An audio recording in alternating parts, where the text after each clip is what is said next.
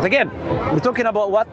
Prophecies of the future, which are tens, like I said, many. Prophet makes prophecies about the land of Arabia, for example. He said, you will see, he said, تعود بلاد العرب مروجا وأنهارا. This land of the Arabs will come back to being meadows and rivers. Now there's two things there. He's making a claim about the past and the future. He says it used to be meadows and rivers, and it will come back to being meadows and rivers again. Now, today we use what? Nature. Nature Middle East. You know Nature magazine, I'm assuming, right? And they have this article about how the deserts of Arabia used to be 5,000 or more years ago, used to all be meadows and rivers. How do they know? You know, they have used satellites. They see traces of Asian lakes. They also see fossils of animals like elephants and whales and whatever. And this is how we know that it used to be meadows and rivers, because they cannot live unless there is water, these animals. Prophet Muhammad couldn't have known any of this. But he's making a claim that it used to be meadows and rivers. You go to NASA.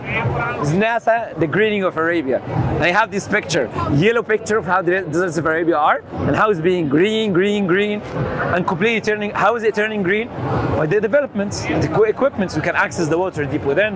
Now they're even moving mountains, literally, from the North Pole or whatever to the Gulf. They're taking it so they can change the temperature. All of this stuff they're doing with the clouds. None of these things were accessible at the time of the Prophet.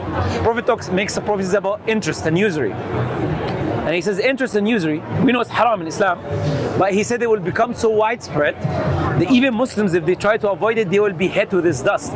Now, what makes this prophecy significant is you cannot have a global usury and interest in that way unless you have a paper currency. Why? You ask me why. I'll tell you, because usury and interest works by you borrowing from me, and then you're returning more than what you borrowed from me. So I need to have money to lend to you. Now, if we have a limited reserve of gold and silver, we cannot have a global usury and interest. You need to have something in mass where you're able to lend in mass and then be able to get. So you will need what we call global currency. Now, like I said, Prophet makes prophecies about sexual immorality, and the Prophet says that it will be widespread so much that diseases will widespread in the people that their ancestors never heard of. So new sexual transmitted diseases, monkeypox, STDs, all of these things that we talk about today. Prophet is mentioning these things 1,400 years ago. I mean, and prophecies of the future is one example of how I know for a fact Prophet Muhammad is a messenger of God.